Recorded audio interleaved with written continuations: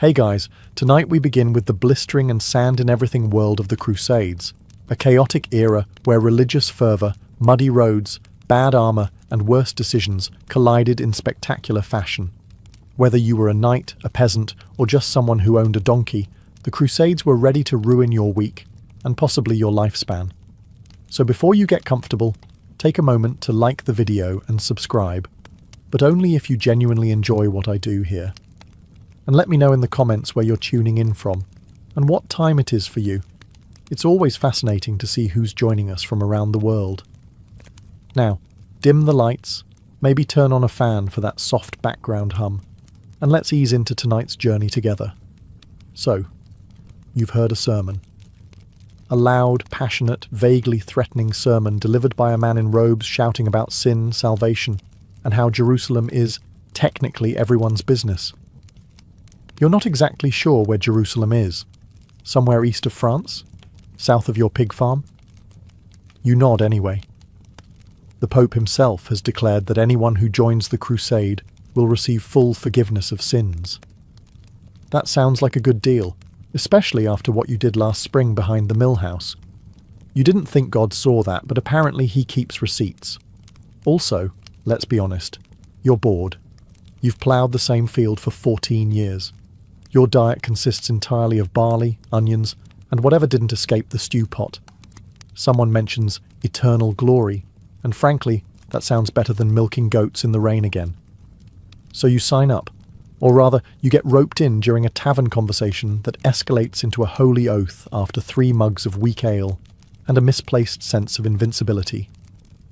You wake up the next morning hungover, holding a wooden cross and someone else's boots. Still, you feel proud. You're now officially a crusader. You've got a patch sewn onto your tunic, a blessing from a priest, and the vague idea that all of this will end with you being showered in gold and gratitude.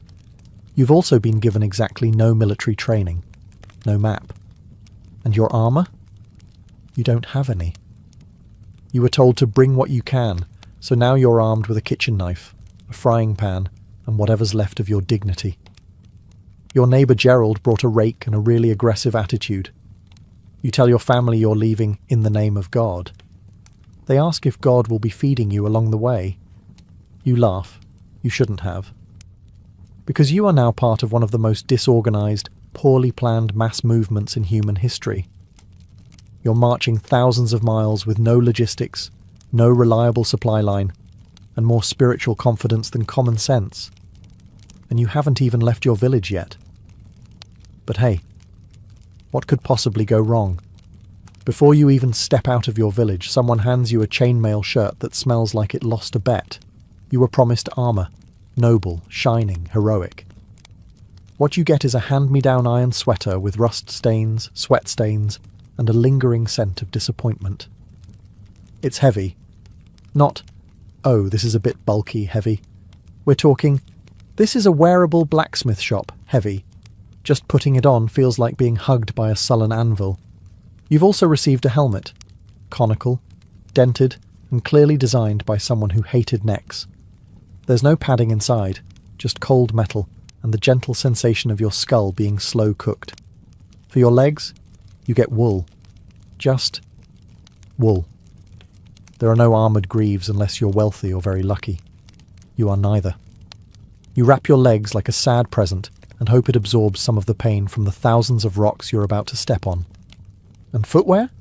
If you're expecting boots of hardened leather and heroism, think again. You're wearing worn-out turn shoes, soft leather slippers that barely protect you from mud, let alone battlefield conditions. Within the first mile, you've got a blister that's thinking of opening its own church. Also, the surcoat, the brightly coloured fabric worn over your armour to signal your side, is white. Or rather, it used to be. Now it's vaguely beige with mysterious spots, and it flaps like a wet flag every time you walk. It features a red cross, painted on hastily by a guy who also sharpens pigs. There's no consistency across the army. One guy is in full mail. Another's wearing a pot on his head. Gerald, again, is shirtless, with a wooden shield he carved himself. It says, "Jesus watch this" in bad Latin. You try to tie your belt but end up cinching it too tight and nearly passing out. Your sword, if you were lucky enough to borrow one, is dull, unbalanced, and seems to actively dislike you. But still you tell yourself, I look like a knight. You don't. You look like a scared turnip wrapped in steel and optimism. But it's too late now. You're packed, dressed, and completely unprepared. Time to march. The trumpets sound. Or maybe it's just a guy yelling. Either way, the crusade is moving. And so are you. Very slowly. Very uncomfortably. This isn't a glorious cavalry charge. This is a long, groaning shuffle across Europe with thousands of confused, underfed people dragging carts, goats, children, and at least one man who insists on bringing a piano. Everyone's armed, but only some of the weapons were designed for combat. One man is marching with a pitchfork. Another has tied a hammer to a broomstick and calls it God's toothpick. You've barely left the village, and your shoulders already feel like they've been cursed. The chainmail digs into your neck. Your boots are turning your feet into soup, and your pack, containing exactly 2 onions and an old biscuit, weighs more with every step. Someone sneezes behind you. You consider fleeing. Then there's the noise. Everyone's talking, arguing, praying, singing, or coughing. A nobleman rides past and yells something inspirational like, "Forward, men!" before disappearing for the rest of the day. Meanwhile, you trip over a rock, sprain your dignity, and get stepped on by a passing donkey. The sun is out. It's cheerful. You are not. You're sweating in places you didn't know had sweat glands. Your thighs are chafing in a way that feels like divine punishment. Your water is already warm and tastes like iron and regret. There are rules, of course, but no one's following them. March in ranks? Too late. Someone's already wandered into a beet field. Ration your food? Gerald just ate his entire week's supply before lunch. Respect local villagers? You try, until you realize they're charging half a chicken just to use the well. And then the rains come. Just as you think you might be adapting, the skies open like a sarcastic baptism. Your surcoat clings to you like guilt. The roads become mudslides. You fall twice, once forward, once backward. The goat laughs. By nightfall, you've walked 12 miles and aged 12 years. You lie down in wet grass next to a man you don't know, and whose snoring may be weaponized. You sleep like a brick in a bucket, poorly and with consequences. Only 2,000 miles to go. By day 4, your stomach is singing hymns for food. Loud, desperate hymns. The kind you usually only hear at funerals. You were told the army had supplies. Technically, that's true. It's just that those supplies are either mouldy, missing, or currently being hoarded by someone named Brother Ulrich, who insists he's fasting for spiritual clarity while chewing suspiciously in the dark. Breakfast, if you're lucky, is a hunk of black bread so dense it could be used as siege equipment. You chew it for 20 minutes, make no progress, and end up just sort of gnawing until your teeth get bored. Your companion claims his bread has a nail in it. No one is surprised. Lunch is worse. There is no lunch. There is only the distant memory of lunch. You eat a handful of dried peas, which taste like despair and medieval dust. A man next to you proudly produces a salted fish he's been carrying in his sock. You politely decline and consider fasting for spiritual clarity. By late afternoon, everyone is hangry and hallucinating. One guy thinks he sees a fig tree. It's actually a scarecrow. Another man starts licking his sword, claiming it tastes of glory. It tastes of rust. He now has tetanus. The real problem is that feeding an army on the move is, technically speaking, a logistical nightmare. The supply lines are long, badly managed, and occasionally attacked by the local peasantry, who would rather not donate their entire winter food store to a bunch of crusaders who just trampled their turnips. So you forage. You find a bush with berries. Gerald says they're fine. Gerald also once ate a candle, so you take your chances. They are not fine. You spend the next 2 hours behind a tree questioning everything. Dinner is stew. Glorious, mysterious stew. No one knows what's in it. Everyone eats it anyway. You find something chewy. You do not ask questions. Someone claims it's rabbit. Someone else says boot leather. Both are plausible. By nightfall, you're full. Not of food, just of regret. You dream of bread that doesn't fight back and cheese that isn't green on purpose.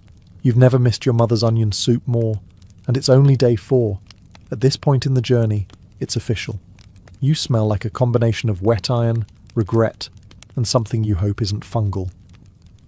Hygiene, once a noble goal, has now been demoted to a vague memory, like clean socks or personal boundaries. You haven't bathed in over a week. Neither has anyone else.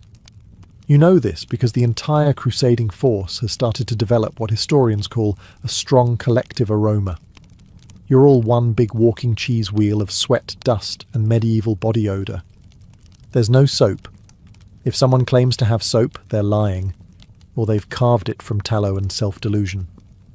You do have water, occasionally, but it's mostly reserved for drinking or pouring on open wounds while screaming. Washing your body with it? That's a luxury reserved for nobles and people with significantly fewer blisters. Your clothes, once proudly stitched with a red cross, now resemble a battlefield in fabric form. Your undergarments have fused to your skin in certain areas. Your boots are damp, possibly alive, and definitely angry. Lice? Oh yes, they've moved in. You name them. You try negotiating with them. They are winning. One knight is convinced his helmet is haunted. It's just head lice throwing a party. You start itching at night. Everyone does. It becomes the unofficial marching rhythm. Scratch, scratch, shuffle, groan. You briefly consider bathing in a river. You approach the water and realize it is freezing, filthy, and already occupied by someone crying into their underpants. You nod respectfully and walk away. And bodily functions? There are no latrines. You go where you can, behind bushes, under wagons, or just wherever dignity officially gives up. Privacy? Absolutely not. You now have eye contact stories with strangers you'll never forget. There's one guy, nobody knows his name, who somehow manages to remain clean. His armor gleams, his face is clear, he smells like lavender.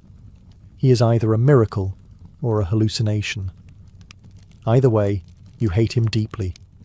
You start to dream of soap, of bathtubs, of dry feet, but mostly you dream of a breeze that doesn't smell like 30 men and one regrettable stew. You're not clean. You're not even close. You're crusade clean. You thought enemies with swords were your biggest problem. Nope. It's the guy 3 rows back who just coughed something biblical into the air. Welcome to the real crusade, surviving your fellow crusaders' immune systems. Medieval medicine is less science and more interpretive dance with herbs. If you fall ill, you can expect one of 3 treatments: prayer, bleeding, or being told to walk it off. Spoiler, none of these work, especially when what you've got is spreading faster than gossip at a monastery. It starts innocently enough. A sniffle here, a cough there. Someone throws up behind a bush. Everyone pretends not to notice. By the next day, 5 more are coughing. Gerald has developed something alarming and purple on his neck. He insists it's just a heat rash. You begin planning your own funeral. Tents quickly become infirmaries, or as they're known on the crusade, places where hope goes to wheeze quietly. The healers are overwhelmed. Their main tools are cloth bandages, leeches, and conviction. Sometimes they burn herbs. Sometimes they just wave them near your face and hope you improve out of sheer awkwardness. And the symptoms are not subtle. Fever, chills, nausea, swelling, and a general sensation that your organs have gone on strike. You try to be brave. Then you see someone being cured with a hot poker and decide you're suddenly feeling much better, actually. Sanitation is, shall we say, theoretical. Waste disposal? Random fields? Water? Questionable at best? Weaponized at worst? You refill your flask from a stream, only to spot 3 horses upstream using it as a toilet. You drink it anyway. Hydration is hydration. The priests say it's a test from God. The knights say it's the devil. The barmaid who tagged along for some reason says it's because no one ever washes their hands. She is immediately ignored, obviously. You try to keep your distance from the sick until you realize everyone is sick, including you.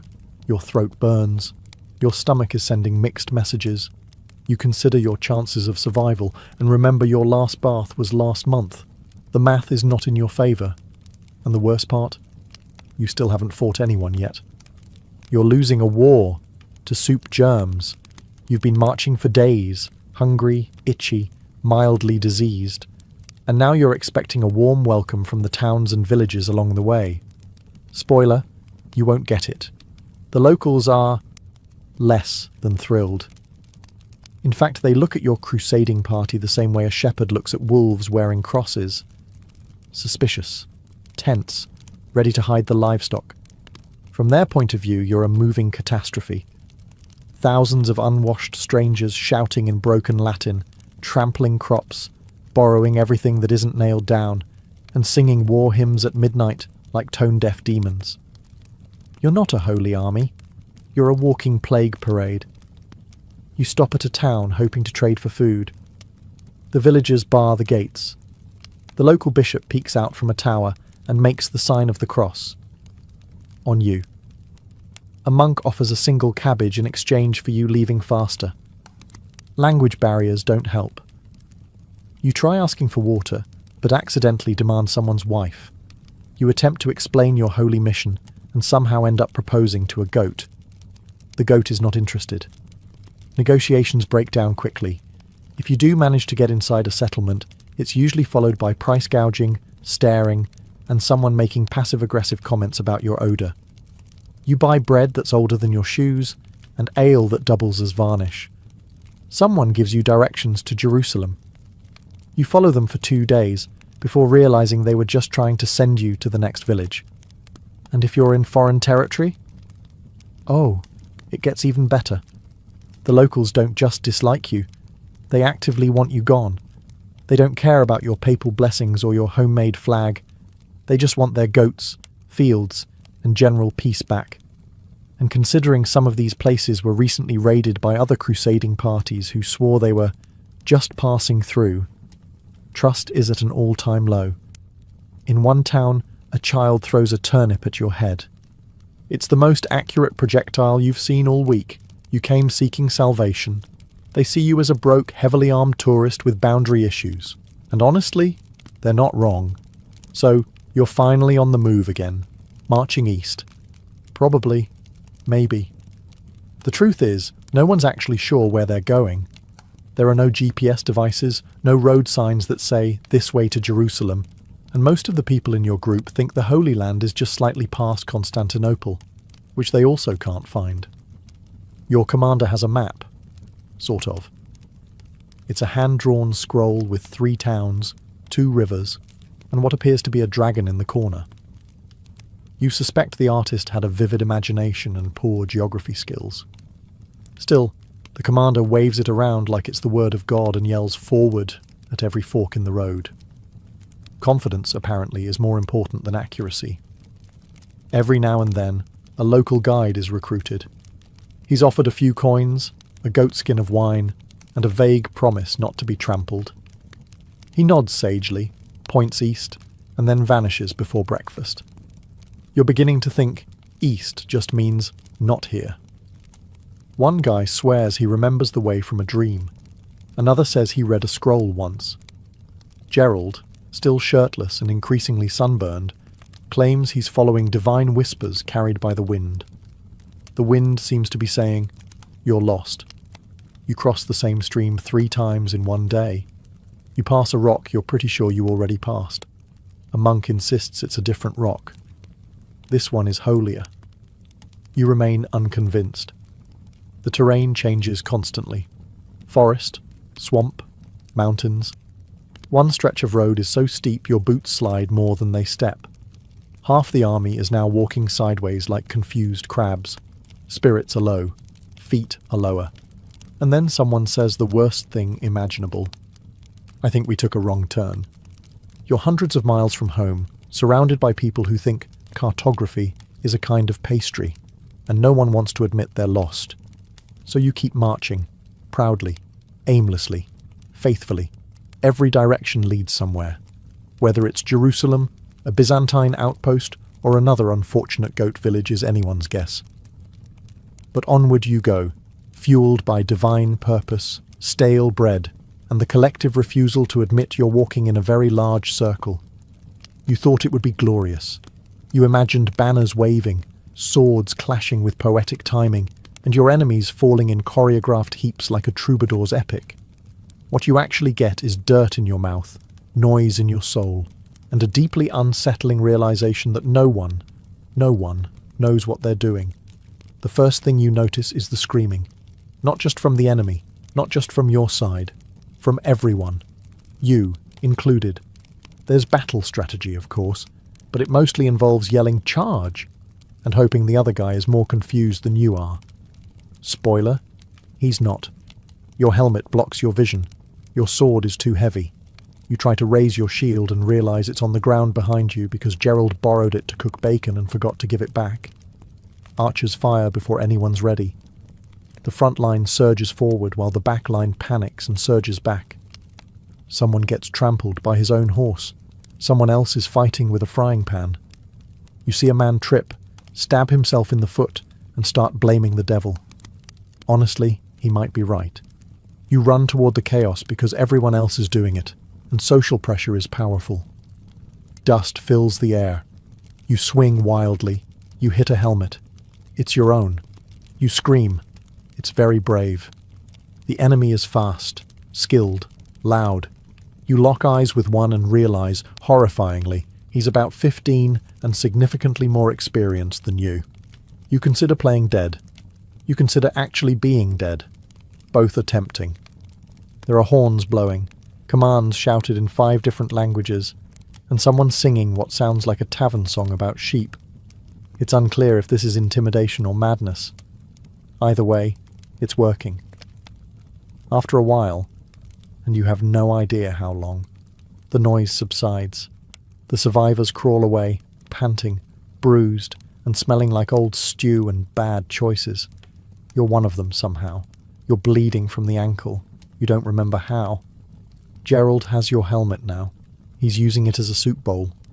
So, was it glorious? Not exactly. But you're alive, and in the Crusades, that's about as close to victory as most people ever get. The weather in the Holy Land, or more accurately, the long winding disaster parade to the Holy Land, is not your friend. It's not even an indifferent acquaintance. It is a full-blown enemy commander with better timing than your entire army. One moment, it's sweltering. The kind of heat that makes your chainmail feel like a cast-iron oven designed by Satan. You sweat through your clothes, your armor, and your soul. Your leather boots sizzle against your skin. A nearby knight claims he saw a mirage of a tavern. You believe him. You saw it too. You both cry quietly. Then, just when you've accepted your fate as a roast pilgrim, the heavens shift. Clouds roll in like an angry bishop. The skies darken. And suddenly, rain. Not polite rain. Not English drizzle. This is biblical. Angry, vengeful, thunder screaming from the sky kind of rain. Your surcoat clings to your body like a wet shroud. Your feet squelch with every step, making you sound like a remorseful duck. Your tent collapses almost immediately. You try to find shelter under a tree, which turns out to be the preferred hangout of 3 equally soaked goats and one man who has given up entirely and is now reciting psalms to his knees. The roads dissolve into mud. You slip twice. Gerald slips 3 times, once face first into a cow patty. You don't laugh, out loud, but your soul chuckles. And the cold, oh the cold. Once the sun disappears, the desert flips its mood like a drunk baron at a feast. You go from sweating in your boots to shivering like a cursed tambourine. Your fingers stop working. Your sword now doubles as an ice sculpture. Your nose runs away from your face and joins another army. You think about building a fire. You fail, repeatedly. The only thing drier than the wood is your morale. But hey, weather builds character, right? Unfortunately, character doesn't stop you from catching pneumonia while trying to scrape mud off your own eyebrow with a broken spoon. welcome to Crusading. You're not just fighting for the faith, you're fighting the entire atmosphere. And the atmosphere is winning. You came to fight the infidel. That was the whole pitch. A nice simple battle between good and evil, Christian and non-Christian, one clean moral crusade. Except now you've realised something awkward. Half the people on your side can't even agree on which holy calendar to use, let alone which god hates who. You're from Western Europe, Latin-speaking, Roman Pope-following, slightly smelly. And now you're encountering Byzantines who speak Greek, cross themselves differently, and view you with all the warmth of a suspicious cat. They're supposed to be your allies. In practice, they've locked the city gates and told you to wait outside. Politely, with archers. The priest who joined your group says the Eastern Church is heretical. The Byzantine bishop says you're an illiterate goat herder who bathes too little and sins too much. You both nod and pretend to be civil, while muttering spiritual threats under your breath. Then there are the locals, Christian Arabs, Armenian Christians, Syriac Christians. You thought everyone in the East was Muslim. Surprise. Now you're trying to tell friend from foe based on how they chant the Lord's Prayer. You're not great at it. You accidentally threaten a group of monks. They respond by setting your tent on fire. It gets worse. The Muslims? They're not one big army either. There are Fatimids, Seljuks, local warlords, all fighting each other when they're not too busy fighting you. Every time you think you understand who the enemy is, someone changes flags and switches sides mid-campaign. One guy you were chasing last week is now sitting at your campfire, explaining regional politics and eating your last onion. Your commander tries to hold a meeting between different factions. It devolves into a shouting match over whose saint is better. Gerald suggests a duel. No one disagrees. And don't forget the internal drama. Knights arguing with bishops, nobles fighting over loot, peasants forming their own prayer groups. At one point, someone claims a vision of the Virgin Mary in a chicken coop and starts a splinter sect. They charge the wrong hill. Religious unity? That lasted 3 days. Now you're all just hoping no one stabs you over a liturgical disagreement about Lent. God may be on your side. But everyone else is on edge. You thought joining the crusade meant fighting alongside noble warriors, disciplined knights, and pious men devoted to a sacred cause. You were wrong. You are, in fact, marching with the strangest collection of people ever assembled outside of a tavern brawl. To your left is a toothless baker who brought a rolling pin instead of a weapon. To your right is a man named Thibault, who claims to be a monk, but swears constantly, drinks anything in a jug, and has definitely stabbed someone over a loaf of bread. Gerald, still shirtless, has painted a cross on his chest in soot and says he's God's muscle. Your commanding officer is a 19-year-old noble with too much hair and zero strategy. He believes tactics means pointing dramatically and yelling. During one skirmish, he charged in the wrong direction and ended up in a cabbage field. He still insists it was part of a master plan. Then there are the fanatics. These are the people who truly believe they're invincible because God likes them more. They wade into battle shirtless, shoeless, and sometimes swordless, just blind faith and a large stick. Their survival rate is not inspiring. A merchant has tagged along, selling relics of dubious origin. He offers you the thumb of St. Peter one day, and the official Crusader toothpick the next. Both appear to be twigs. There's also a band of children. Yes, actual children. No one's quite sure where they came from or who invited them, but they've been marching for weeks and somehow have better morale than the rest of you. At night, your fellow Crusaders sing songs, argue about scripture, and get into brawls over who stole whose crust of bread. One man has declared himself Bishop of the Tents, and now gives daily sermons from atop a barrel. His theology is questionable, his balance worse. The only thing that unites this group is mutual suffering and a vague, increasingly confused goal of getting somewhere holy without dying. You don't know who's crazier, your enemies, or the guy beside you who's fashioned a spear out of a soup ladle. But one thing's clear. You're not in good company. You're in weird company. And weird company gets lost. Together. At long last, you've reached your destination. or at least a city that looks like it might be important enough to storm. There are walls, tall ones, thick ones. Behind them, people who clearly don't want you there. So naturally the order is given. Lay siege! It sounds glorious in theory. In practice, it's medieval camping with weapons and way more diarrhea.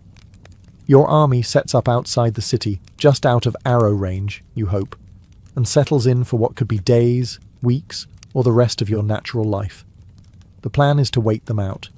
You just forgot to bring food, sanitation, siege engines, or literally anything useful. Someone tries to build a catapult. It collapses instantly. A battering ram is fashioned from a tree, 4 ropes, and enthusiasm. It lasts 10 minutes before being set on fire by the defenders, who are clearly much better at this. You dig trenches. You build towers. You complain a lot. Then you realise the people inside the city are doing fine, waving at you from their high walls while munching olives and occasionally throwing insults, and possibly waste, over the side. It rains. Everything is mud. Your socks dissolve. Your tent leaks. Your stew tastes like rope and betrayal. Gerald catches a rat and names it dinner. Morale is at an all-time low, mostly because someone tried to play the lute last night and it sounded like a goat drowning in wine. And then there's the smell. Thousands of unwashed soldiers, rotting food, and the occasional dead horse. It's the sort of scent that could peel paint off a relic. The local priest says the odour is a test of faith. You think it's a biohazard. You finally try to storm the walls. Ladders are thrown up. Arrows come down. You climb 2 rungs, scream, fall off, and land on someone who was just about to surrender anyway. The assault fails. Everyone pretends they were just probing the defences. Weeks pass. Supplies dwindle. Arguments increase. At one point, someone suggests eating the mascot goat. A fistfight breaks out. The goat wins. Sieges, you realise, aren't about action. They're about boredom, bad smells, and desperately trying to remember why you came here in the first place. One morning, when the sun rises slightly more dramatically than usual, you hear a sound echoing through the camp. The gates are open. Whether through starvation, sabotage, or divine scheduling, the city walls have finally been breached. You expect trumpets, glory, maybe a chorus of angels. Instead, you get absolute chaos. The charge into the city is less a noble procession and more a stampede of sweaty, half-mad lunatics with weapons and a vendetta against architecture. You rush forward, sword drawn, heart pounding, and immediately trip on rubble. Someone steps on your back. You thank them out of instinct. Inside, it's smoke and screaming. No one can tell who's who. Everyone's looting, shouting, or dramatically dying in a corner. A knight gallops past carrying a chandelier. Gerald has found a barrel of wine and is now declaring himself lord of the alleyway. You lose your footing, your helmet, and at one point your temper with the stubborn door. You were told this was a holy war. What it looks like is a holy yard sale hosted by chaos itself. There's no clear chain of command anymore. Your noble commander is too busy posing for paintings that don't exist. The priests are yelling Deus Vult while shoving relics into their robes. One man insists he's seen the Holy Grail. It's a soup bowl with a dent in it. As the dust settles and the city is secured, which here means still smouldering and mostly robbed, you stand in the rubble wondering, was this the plan? You find a relic. You think it's a toe bone. Could be holy. Could be a chicken. Either way, it's going in your bag. You also now possess a goblet, a tapestry you can't carry, and someone's extremely confused cat. But the victory feels strange. You expected to feel righteous, glorious. Instead, you mostly feel tired, sticky, and slightly guilty. You're standing in a place full of crying civilians and broken doors, trying to remember whether this was about salvation or plunder. The line has blurred. A priest pats your shoulder and says, "God is pleased." You nod, but you're not so sure. You came seeking heaven. You got ash, noise, and Gerald throwing up on a relic. You made it. You survived marching, starvation, siege, illness, arrows, Gerald, and the occasional divine misunderstanding.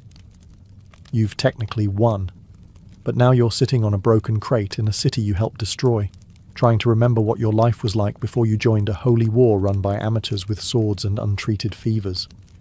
You've changed, and not in the inspiring, "I've seen the world and grown as a person" kind of way. No, you're thinner, dirtier, and somehow both older and younger at once. You've aged 15 years in your soul, but still get yelled at like a child by someone whose only qualification is owning a fancier hat. You've developed a twitch whenever someone says the word pilgrimage. Your armor doesn't fit right anymore. Your body shaped itself around every bruise, every night spent curled up like a wet pretzel in a leaky tent. Your sword is nicked. Your faith is complicated. You used to believe in clear lines, good and evil, saved and damned. Now you mostly believe in strong shoes and not eating anything that's still moving. Back home, they'll call you a hero. They'll ask what it was like. You'll smile and say, "Incredible," because deeply chaotic, morally confusing, and constantly damp doesn't fit well in a tavern tale. You might even polish the relics you stole, mount them on the wall, and pretend you knew what you were doing the whole time. You'll nod solemnly during sermons. You'll avoid looking goats in the eye. But deep down, you'll always carry the truth. You didn't crusade so much as survive a travelling disaster with a cross on top. Gerald will write poetry. Badly. Someone will start a cult. You'll quietly donate to the nearest monastery, and never speak of the time you mistook a bishop's hat for a stew pot. Was it worth it? History will say yes. You might say yes. But that twitch in your left eye? That still says, probably not. The Holy Land is behind you, but so is most of your sanity. Long before samurai trained with katanas or gladiators fought in Roman arenas, there were two young Egyptian men circling each other in the desert sand. Their arms were raised, knees bent, feet planted. One feinted a move, the other lunged. No swords, no armour, just skill, strength, and the roar of a crowd watching under the burning sun. Welcome to ancient Egyptian wrestling, the oldest documented martial art in human history.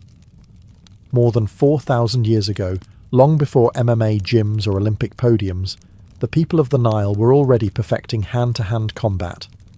In a Middle Kingdom tomb at Beni Hassan, archaeologists discovered wall paintings that showed over 400 different wrestling holds, locks and throws, a manual etched in limestone. This wasn't crude brawling. It was a sophisticated system of physical control and psychological dominance. Wrestling in Egypt wasn't just sport, it was status. Boys were trained from a young age, and matches were common in both military training and festive public events. Soldiers grappled to stay sharp. Nobles competed to show their might. Even pharaohs were rumoured to wrestle, not out of necessity, but as a demonstration of divine vitality. The techniques themselves are shockingly familiar.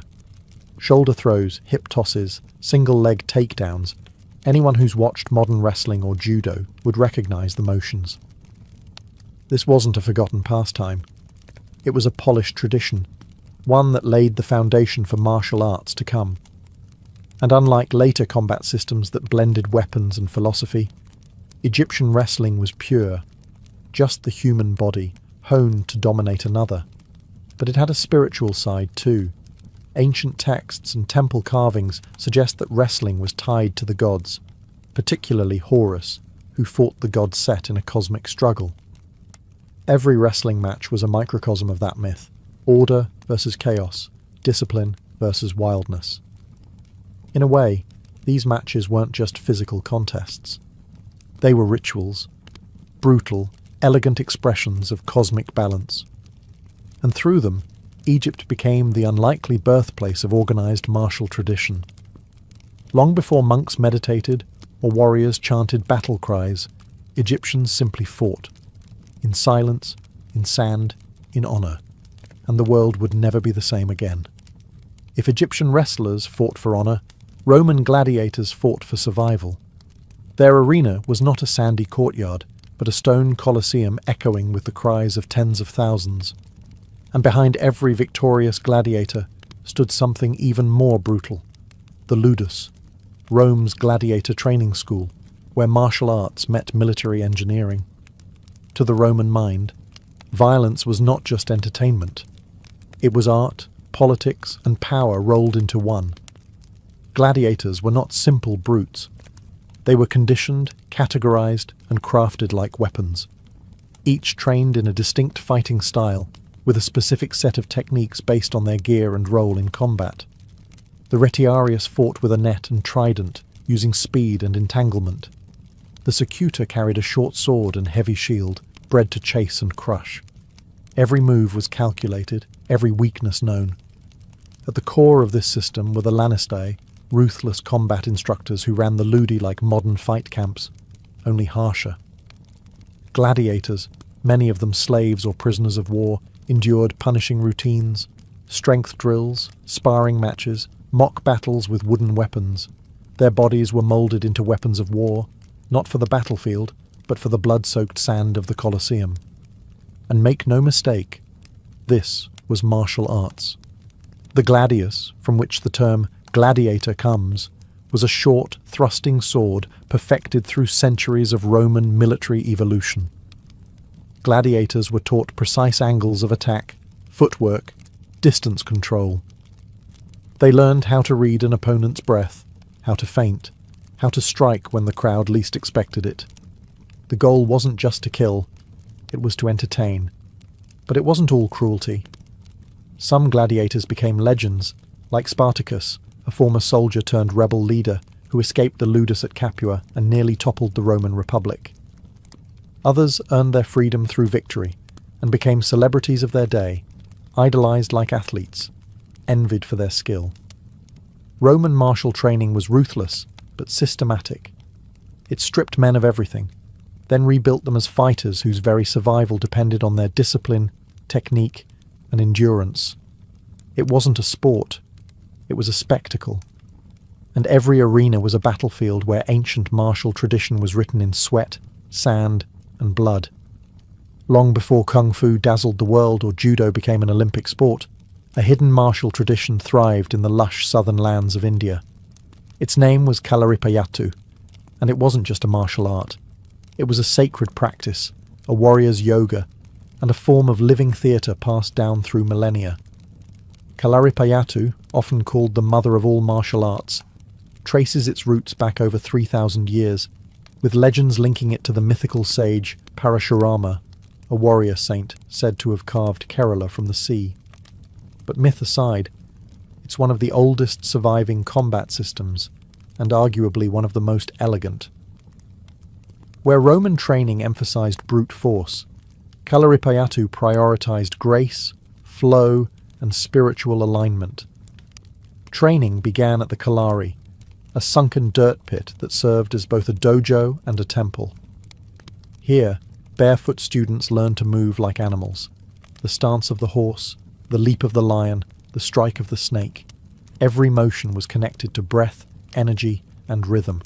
Before they touched a weapon, students spent years mastering body control, kicks, and palm strikes.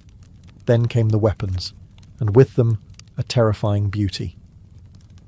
The urumi, a flexible whip sword that coils around the body, is perhaps the most feared and exotic weapon in Kalaripayattu. It's also the most poetic. One wrong move, and the wielder could maim themselves. To master it required absolute focus, trust in the breath, and years of disciplined training. But what made Kalaripayattu unique wasn't just its arsenal. It was its philosophy. Fighters were trained in Ayurveda, the traditional system of medicine, to heal what they hurt. They studied marmam, pressure points said to control life energy. The goal wasn't destruction, but balance. Even in battle, the art emphasized restraint, timing, and inner calm, traits of a warrior sage rather than a killer.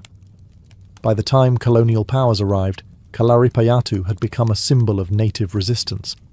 It was banned by the British for fear of uprising, forced underground for decades, but it never died. Like the flexible urumi, it coiled in silence, only to return, flowing, lethal, and eternal. Kalaripayattu wasn't just a martial art. It was a living philosophy, a dance of death, a hymn to life. Picture this, a misty temple nestled in the mountains of Henan, China. A bald monk stands in silent meditation, surrounded by candles. Then, with a breath, he explodes into motion, fists whipping through the air, body twisting in fluid strikes. This is Shaolin Kung Fu, where martial arts became a spiritual path and fighting became a form of prayer. The roots of Shaolin martial arts stretch back to the 5th century CE, when Indian monk Bodhidharma arrived at the Shaolin temple. Legend says he found the monks physically weak, unable to endure long hours of meditation. So he taught them a series of exercises, part Qigong, part self-defense, that evolved into the foundation of Shaolin Kung Fu. But this wasn't just about building muscles. At Shaolin, every movement had a purpose and a philosophy. The body and mind were one. A punch wasn't just a strike, but an expression of inner clarity. A block wasn't resistance, but redirection. Zen Buddhism encouraged non-attachment, even in combat. To fight with anger was to lose. True mastery meant conquering the self. Training was brutal. Monks practiced stances until their legs trembled, struck trees to condition their limbs, and balanced on poles to improve focus. They learned to mimic the movements of animals: tiger, crane, snake, leopard, and dragon. Each style had its rhythm, strategy, and symbolism. The tiger crushed. The crane evaded. The snake flowed. The dragon transformed. Weapons training was equally rigorous: staffs, swords, spears, chains. One of the most iconic was the gun, staff, known as the grandfather of all weapons. Monks were taught to turn even farming tools into instruments of defense. Why? Because Shaolin Kung Fu wasn't created for conquest. It was for protection of the temple, the people, and the spirit. Over time, Shaolin monks became legendary. They fought off bandits, resisted invading armies, and inspired rebel movements. Their martial prowess was so feared that emperors alternately patronized and persecuted them. In the Ming and Qing dynasties, Shaolin warriors were both revered and hunted. Despite temple burnings and political crackdowns, the Shaolin spirit never died. It transcended borders, influencing Japanese karate, Korean taekwondo, and global pop culture. From Bruce Lee to Hollywood, its echo still rings. Shaolin Kung Fu was more than martial art. It was enlightenment in motion, a sacred choreography of balance, discipline, and indomitable will. In feudal Japan, martial arts were more than just combat. They were a code of life, etched into the soul of the warrior class known as the samurai. At the heart of their world stood Bushido, the way of the warrior. It wasn't a martial art in itself, but a philosophical backbone that guided every strike, every step, every death. Samurai were not merely soldiers. They were living symbols of discipline, loyalty, and precision. Their martial training began young, sometimes as early as age 5. At the core of their practice was kenjutsu, the art of the sword. The katana wasn't just a weapon. It was considered the soul of the samurai, sharp, balanced, lethal, and beautiful. Every draw, swing, and sheathing of the blade followed a ritualized rhythm. Training was both physical and spiritual. Beyond kenjutsu, samurai studied jujutsu, grappling techniques used when disarmed, and kyujutsu, the art of archery. A samurai was expected to master multiple disciplines, not just for combat, but for personal growth. They meditated to cultivate zanshin, a state of total awareness. In a duel, hesitation meant death. Calmness under pressure was a matter of survival. Yet, perhaps the most fascinating aspect of samurai martial tradition was its psychological depth. Bushido demanded honor, even in defeat. A warrior was taught to embrace death as part of life, to never fear it, only to meet it with grace. If dishonored, a samurai might commit seppuku, ritual suicide, to reclaim dignity. Harsh? Yes, But in their world, integrity outweighed breadth. Samurai martial arts evolved over centuries, often shaped by necessity. During long periods of peace, especially in the Tokugawa era, martial prowess took a more philosophical turn. Schools of swordsmanship emphasized mental clarity, posture, and presence over brute strength.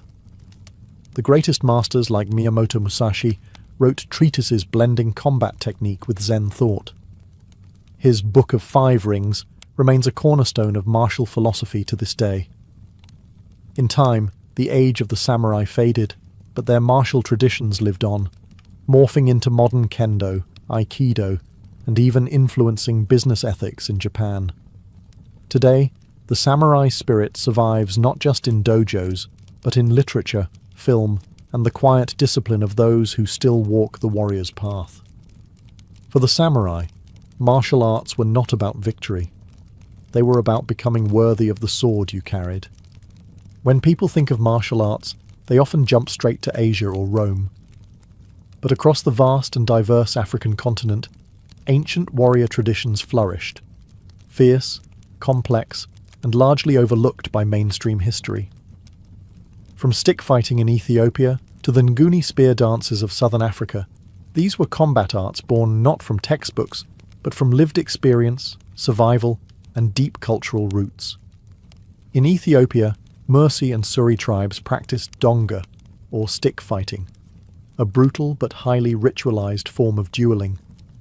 Warriors wielded long, polished sticks in high-stakes bouts that could end in bloodied faces or shattered bones. But these weren't mindless brawls. Donga duels were a rite of passage, a test of manhood, strength, and even courtship. Winning meant status, respect, and sometimes the attention of potential wives.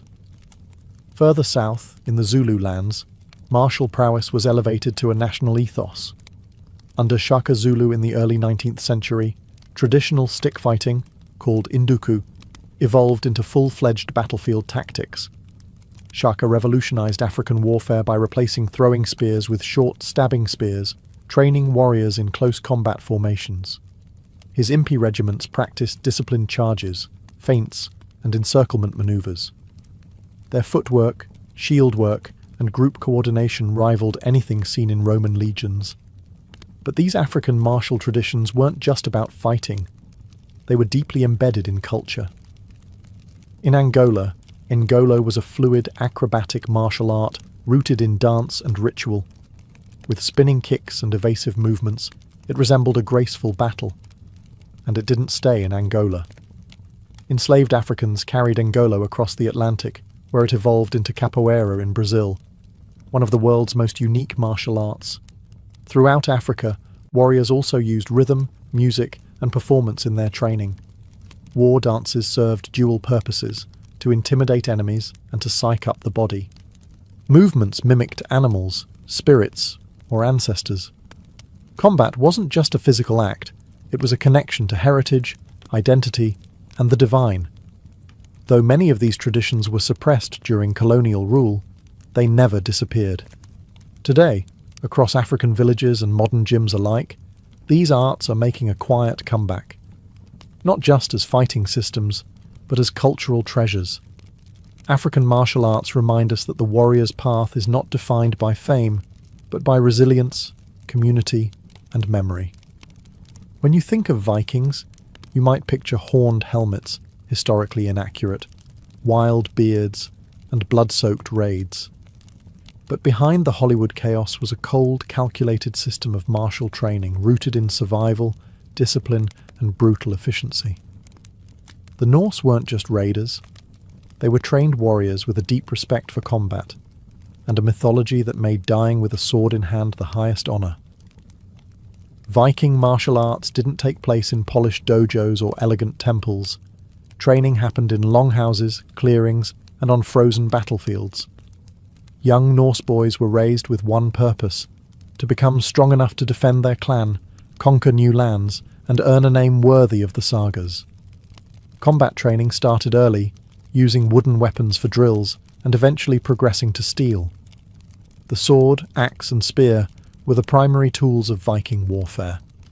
While their short swords were useful for close combat, it was the bearded axe, versatile, heavy, and terrifying, that became their trademark. Vikings learned how to hook shields, disarm opponents, and land killing blows with ruthless precision. There was no style for style's sake. Every move had one purpose: end the fight. But make no mistake, Viking combat wasn't mindless brawling. It was strategic, often involving tight shield walls, coordinated attacks, and feints designed to confuse the enemy. They also used holmganga, a formalised duel that settled disputes with honour. These one-on-one battles weren't just about strength. They tested composure, nerve, and technique. Beyond the physical, Viking martial discipline was deeply intertwined with mythology. Warriors believed that Odin, the god of war and wisdom, watched their battles. The berserkers, infamous for fighting in trance-like fury, were said to channel animal spirits, bear, wolf, or boar, through ritual and intoxication. Whether real or myth, the berserker legend reveals the spiritual edge of Viking warfare. And then there was Valhalla, the promised afterlife for those who died bravely in battle. This belief didn't just glorify war. It shaped how Norse warriors fought. Fearless, relentless, focused. To retreat was to forfeit paradise. To stand your ground meant eternal glory. Though Viking martial systems lacked formal documentation, their methods echo in modern reenactment groups and historical combat schools. The Vikings weren't barbarians. They were craftsmen of chaos, forging victory with steel, sweat, and an unshakable belief in their gods. In the heart of ancient Persia, beneath the domed roofs of Zurkane, the House of Strength, warriors didn't just train to fight, they trained to become righteous men. Here, martial arts met music, spirituality, and national identity in one of the oldest continuously practiced warrior traditions in the world, Varzesh-i-Palavani. This Persian martial art has roots stretching back over 2,000 years to the Achaemenid and Sassanid empires. At its core is Palavani, a system that combines strength training, wrestling, and combat drills with religious and ethical instruction. The word Pahlavan means not just champion, but a noble warrior, one who defends the weak and upholds justice. Training took place in the Zurkana, a sacred gym where rituals mattered as much as reps. Practitioners, barefoot and bare-chested, performed choreographed movements to the rhythmic beat of a drum and the chant of the Morsht, a spiritual singer-coach. Exercises included spinning clubs, meals, lifting heavy shields, and swinging iron bows, all designed to build explosive power and flexibility.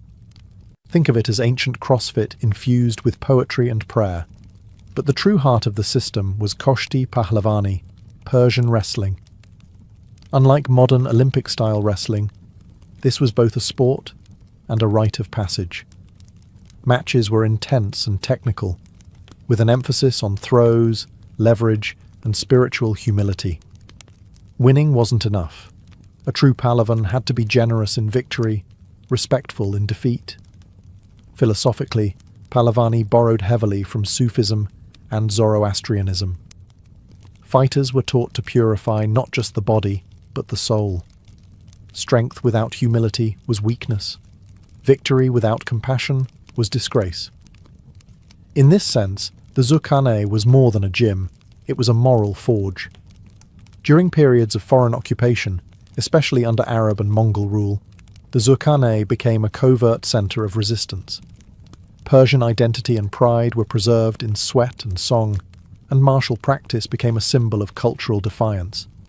Today, Varzeshi-Palavani still survives, officially recognised by UNESCO as a piece of intangible cultural heritage.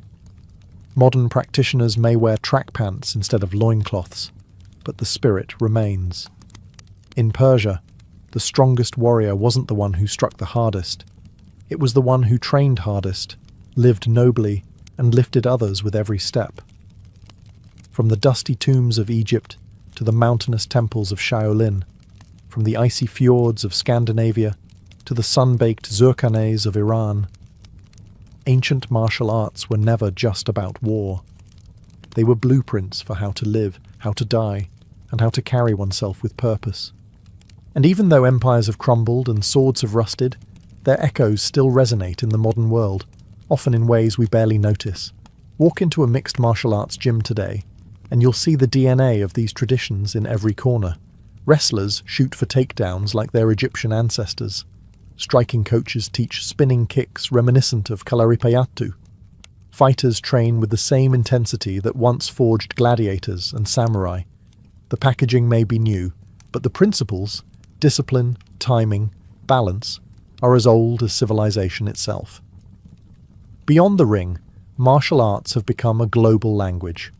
In schools and temples from Tokyo to New York, millions practice karate, taekwondo, kung fu, and capoeira, not just for combat, but for confidence, clarity, and community. What began as warrior rites has evolved into forms of therapy, meditation, and even cultural diplomacy. Many ancient traditions have also undergone revival. Indigenous African combat arts like Ngolo and Donga are being preserved by historians and practitioners determined to reclaim their cultural roots. In India, kalaripayattu is enjoying a renaissance, with practitioners blending ancient movements with modern fitness. Shaolin monks now tour the world, performing feats that once guarded monasteries from invaders. But perhaps the most profound legacy of ancient martial arts is their philosophy. The idea that strength must be matched by humility, that victory is meaningless without virtue, that the true enemy is often within. In a world increasingly obsessed with speed, spectacle, and instant gratification, these age-old systems remind us to slow down, breathe, and train with intent. Technology may have changed how we fight. Drones, guns, machines. But it hasn't changed why we train. The desire to master the body, still the mind, and walk the path of the warrior remains universal. So whether you're sparring in a gym, shadowboxing in your living room, or simply navigating life's daily battles, know this. You are part of a tradition older than kings, deeper than empires, and stronger than steel.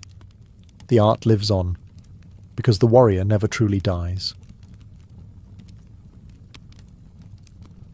In ancient Egypt, beauty wasn't vanity. It was virtue.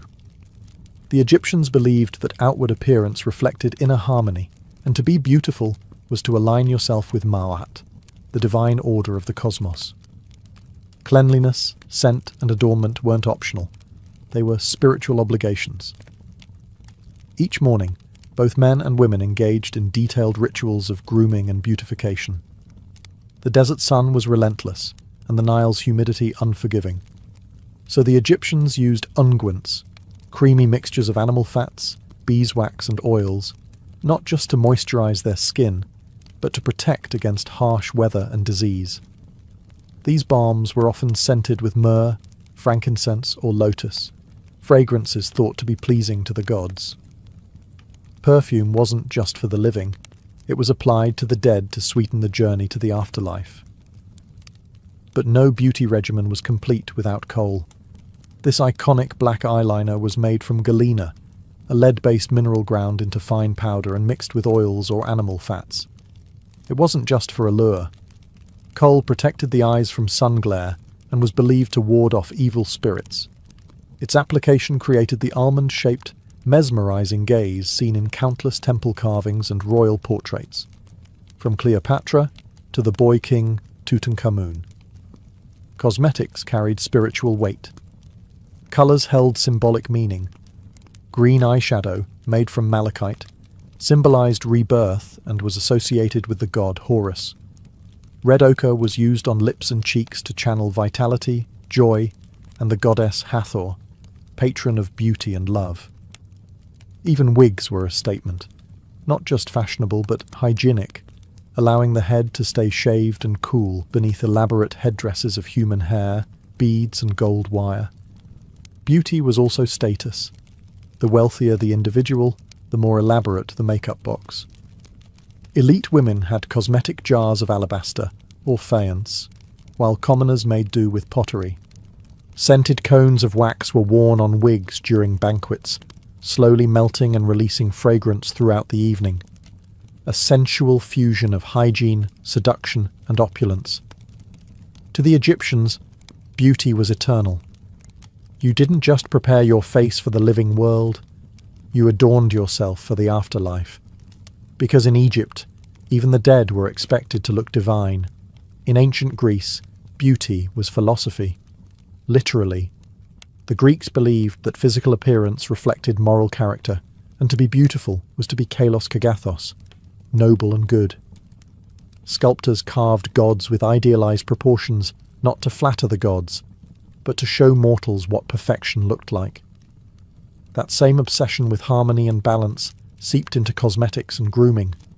For Greek women, the ideal was fair skin, a sign of purity, status, and freedom from outdoor labour. Pale complexions meant you were wealthy enough to stay indoors. To achieve this, women applied white lead, a dangerous choice by modern standards, or a natural clay called simithion to lighten the skin.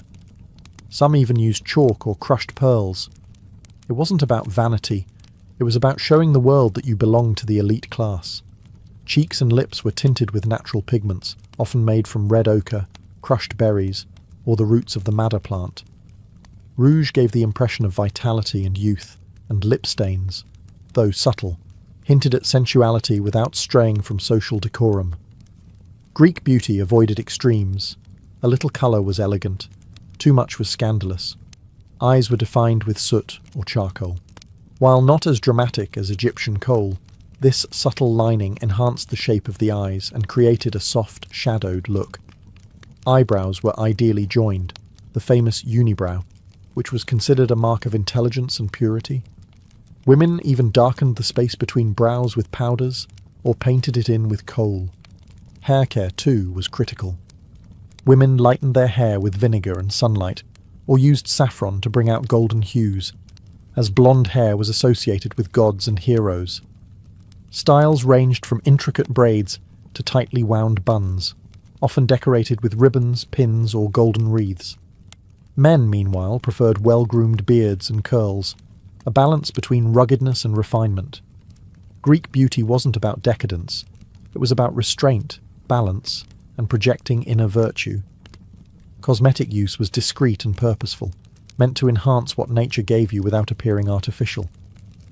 In public, a woman's modesty was paramount, but in private settings, especially during symposia and festivals, beauty could become a quiet form of seduction.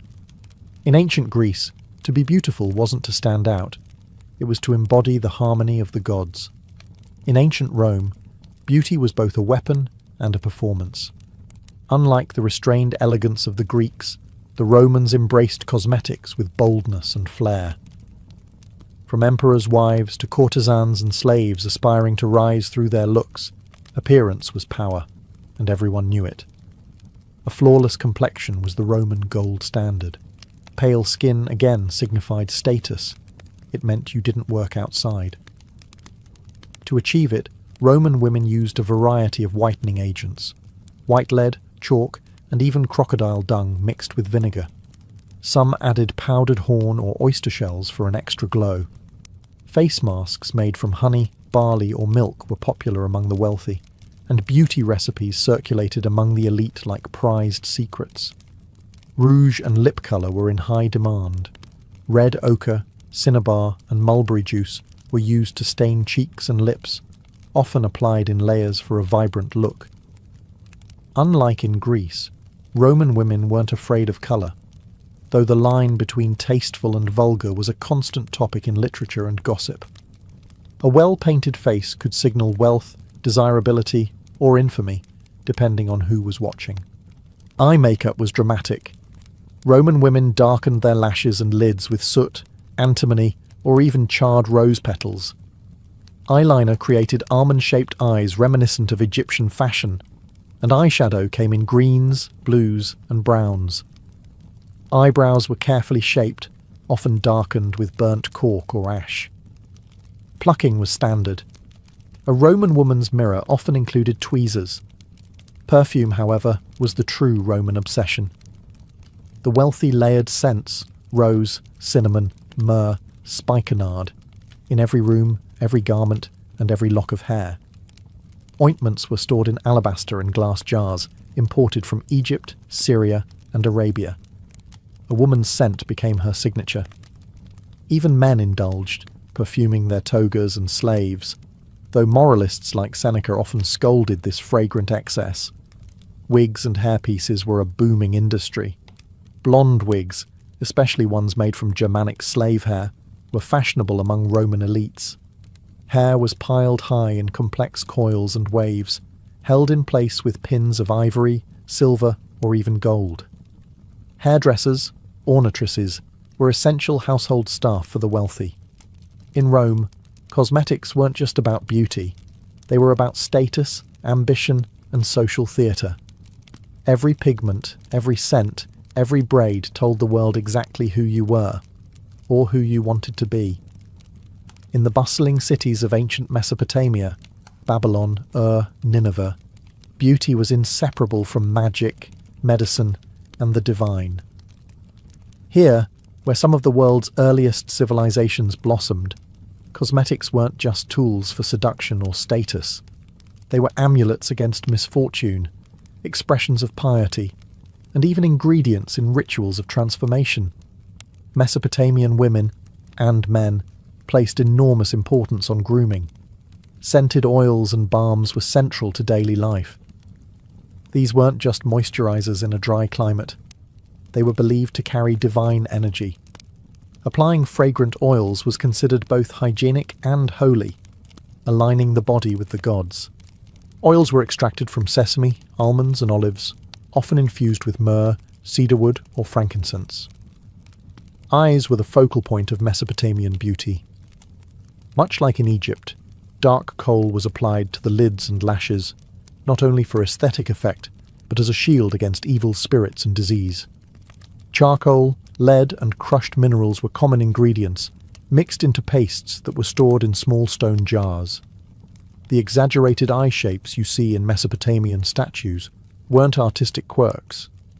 They reflected real cosmetic practices. Face creams and skin treatments were recorded on clay tablets. Recipes included crushed date stones, beeswax, and milk to soften and lighten the skin.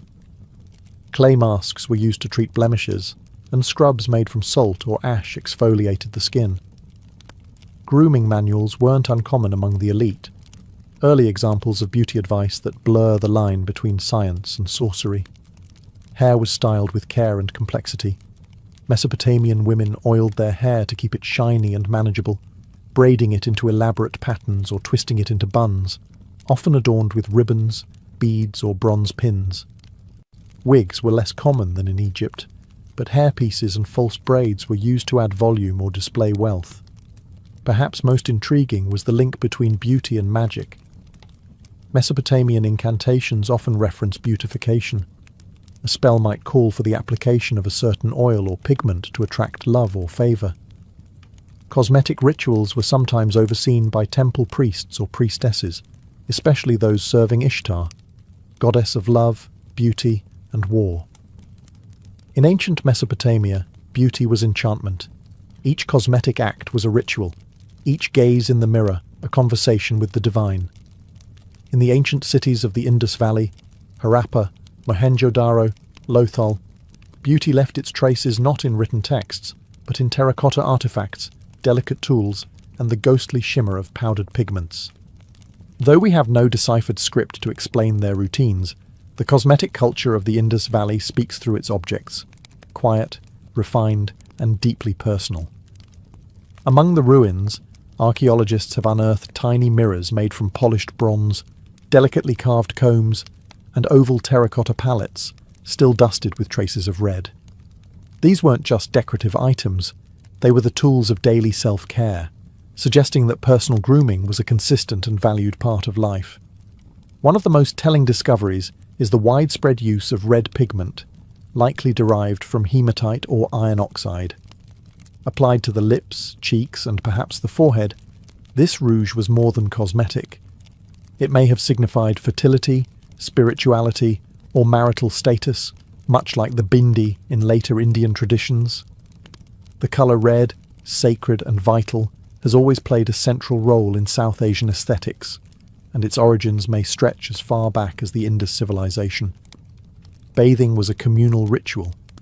The Great Bath of Mohenjo-daro, with its brick-lined steps and surrounding rooms, points to a culture that valued cleanliness, not just for hygiene, but for spiritual purity. Oils, perhaps scented with local herbs like sandalwood, turmeric and vetiver, would have been applied before and after bathing to soften skin and calm the senses. Hair was carefully maintained, lightly oiled and styled into buns or braids. Figurines show women wearing elaborate hairstyles adorned with ornaments. Some scholars believe the people of the Indus Valley used natural plant dyes like indigo or henna to colour hair and decorate the body, precursors to traditions still practiced across the Indian subcontinent today. Fragrance played a role too. Though few written records survive, botanical evidence suggests the use of aromatic resins and herbs. Incense burners found in homes and temples hint at the fusion of scent, sanctity, and everyday ritual. Beauty and cleanliness were not separate from spirituality. They were a part of it. In the Indus Valley, cosmetics were quiet symbols, worn not for spectacle, but for balance, identity, and perhaps even love. Their beauty was deliberate, subtle, and enduring. In ancient China, beauty was a reflection of nature, delicate, balanced, and deeply symbolic. To be beautiful was to evoke the serenity of a plum blossom, the purity of jade, or the grace of a crane in flight. Across dynasties from the Han to the Tang, Chinese cosmetics evolved into a refined and poetic ritual, an art form painted onto the human canvas. Pale skin was the cornerstone of Chinese beauty ideals. Much like in other ancient cultures, fair complexions signified wealth and refinement, proof that you did not toil under the sun. Women used rice powder to whiten their faces, often applying it in layers to achieve a smooth, porcelain-like finish. Some mixed it with pearl dust or powdered lead, unaware of the long-term health risks.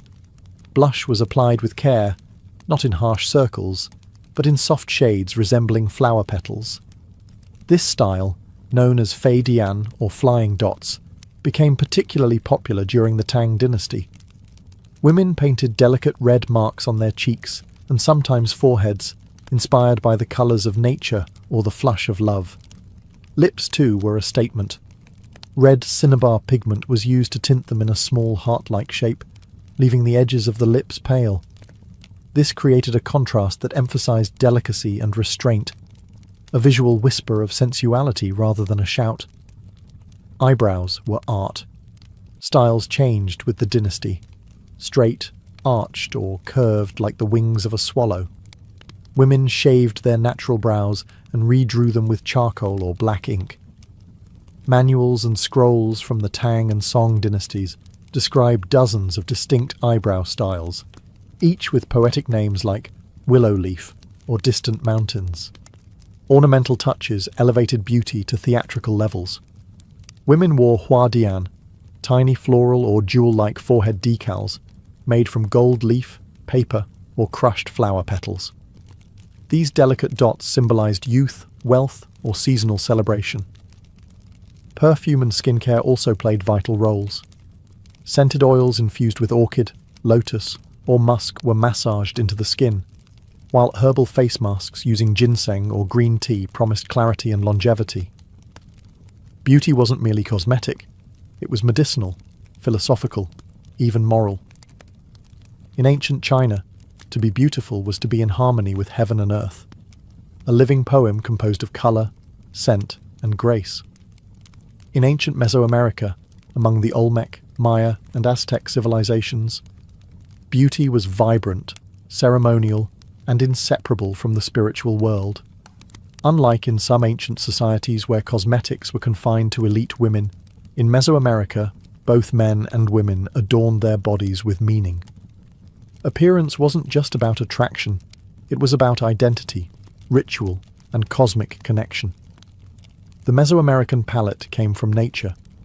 Red was the most sacred colour, symbolising life, blood, and the sun. Women painted their lips with achiote seeds, which produced a deep crimson tint, while cheeks were coloured with crushed cochineal, a brilliant red dye made from insects harvested on cactus. Black and white were used for contrast, contouring the face or framing the eyes with charcoal and powdered lime. Body painting was common and often ritualistic. Dyes and mineral pigments were applied during festivals, warfare, or religious ceremonies. Warriors painted their faces to intimidate enemies and honour the gods. Priests painted their bodies with ash or chalk to purify themselves for sacrifice or ceremony. And young women wore subtle marks on their faces during courtship rituals, hinting at readiness for marriage. Perfume and fragrance held divine significance. The Aztecs were obsessed with flowers, xochitl, which they used not only in offerings but also in personal adornment.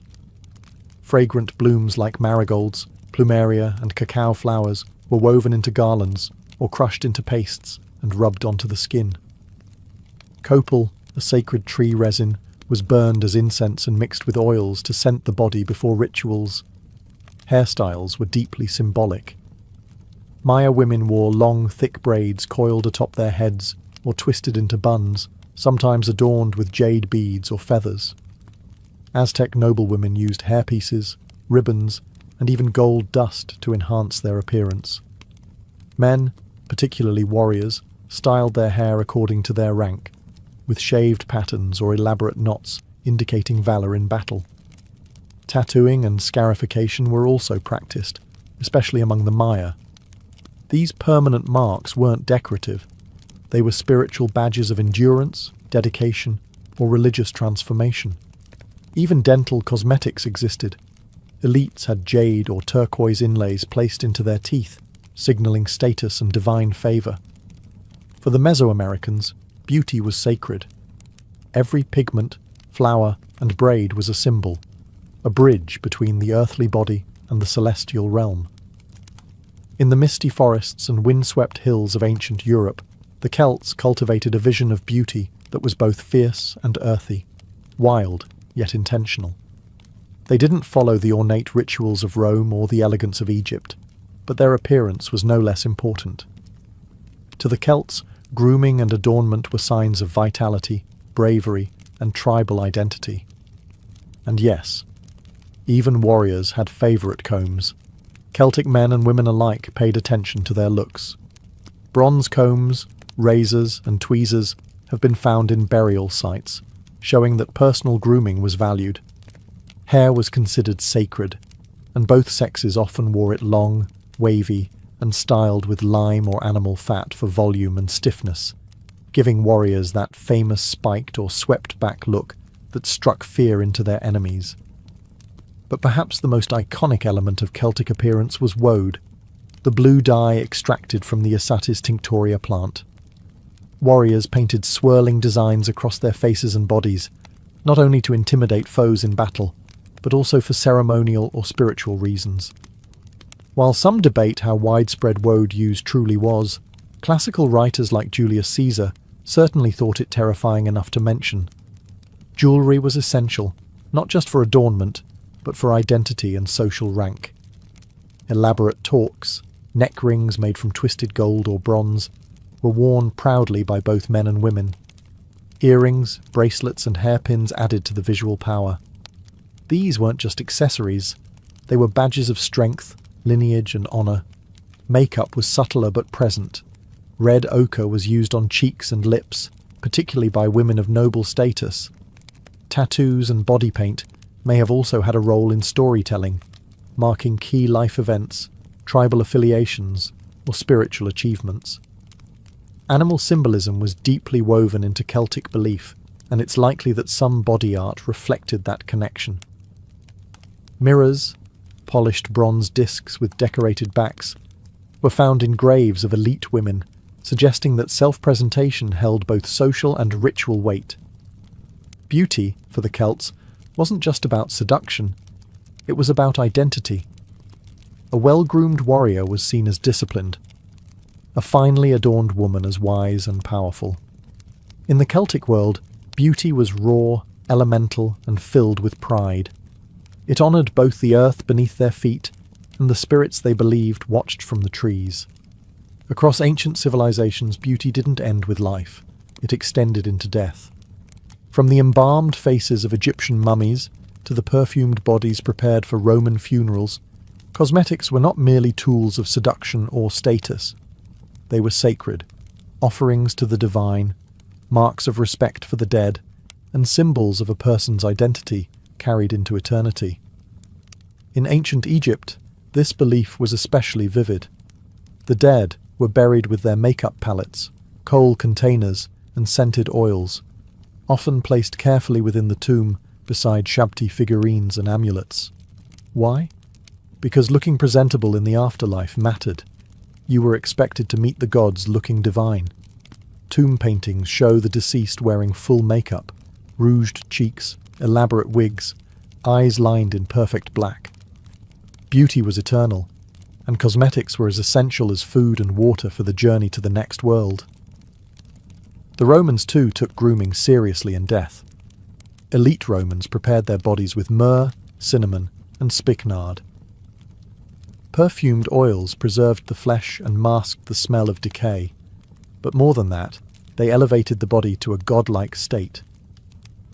Roman funerals were public displays of wealth and virtue, and a well-groomed corpse reflected honour on the entire family. Among the Greeks, funerary rites included washing the body, dressing it in fine robes, and adorning it with oils and garlands. Mirrors, combs, and cosmetic tools were buried with women, especially among the aristocracy. This wasn't vanity, it was remembrance. These objects told a story about who the deceased had been, refined, admired, connected to the divine order of beauty. In Mesopotamia, oils and incense were used to anoint the dead as part of sacred ritual. Cosmetic substances were believed to have protective properties, warding off demons and ensuring a peaceful passage to the underworld. Death was not an erasure of beauty, but a transformation of it into something cosmic and enduring. Even in prehistoric burials, red ochre has been found sprinkled over bodies, possibly symbolic of blood, rebirth, or vitality. It suggests that the impulse to beautify and sanctify the body in death is as old as civilization itself. Across cultures and centuries, cosmetics bridged the mortal and the divine. In life, they dazzled. In death, they consecrated. Beauty wasn't fleeting. It was forever. Beneath the chaotic rhythm of Istanbul, the calls to prayer, the ferry horns on the Bosphorus, the footsteps of tourists rushing between mosques and markets, there is silence. Cool, echoing, ancient silence. You step down a stone staircase, and the temperature shifts. The air becomes damp.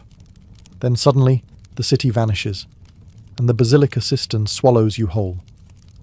Built in the 6th century under Emperor Justinian the Great, the basilica cistern, known in Turkish as Yerebatan Sarnıcı, is the largest surviving underground water reservoir from the Byzantine Empire.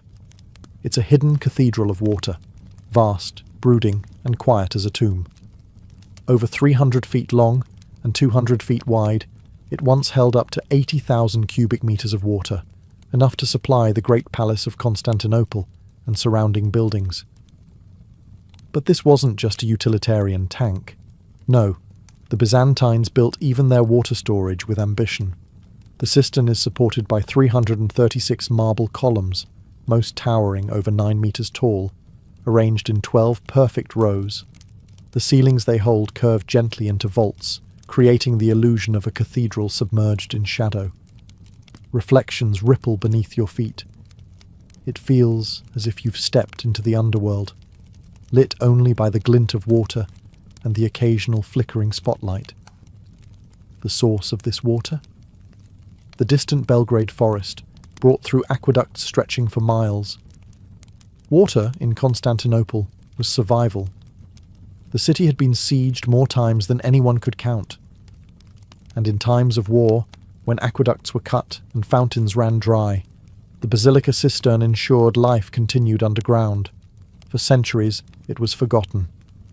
After the Ottoman conquest of Constantinople in 1453, the cistern slipped from public memory, its entrances sealed, its purpose lost. Locals spoke of houses with mysteriously wet basements. Some even fished from their floors. It wasn't until the 16th century that a curious scholar rediscovered it, guided by tales of water that whispered beneath the earth. Today, it stands not just as a monument to Byzantine ingenuity, but as a surreal echo of a world that once ruled the known earth. A place where time seems to drip slowly from the ceiling, and the ghosts of emperors walk silently between the columns. To understand the Basilica Cistern, you have to understand its creator, Emperor Justinian the Great. Ruler of the Eastern Roman Empire in the 6th century, Justinian wasn't content with merely preserving Rome's legacy. He wanted to outshine it. He built cathedrals, courts, walls, and aqueducts, a stone and mortar declaration that Constantinople was the new Rome. And beneath the city's foundation, he built a marvel no one would see, the Basilica Cistern. Construction began around 532 CE, shortly after the Nika riots burned half the city to the ground. In the smouldering aftermath, Justinian commissioned a new underground water reservoir that would not only supply his rebuilt imperial palace, but also withstand siege and fire. It was both a precaution and a political statement. Constantinople would never thirst, and the emperor would never falter. The cistern was built on the site of a former basilica, hence the name, and would require enormous resources.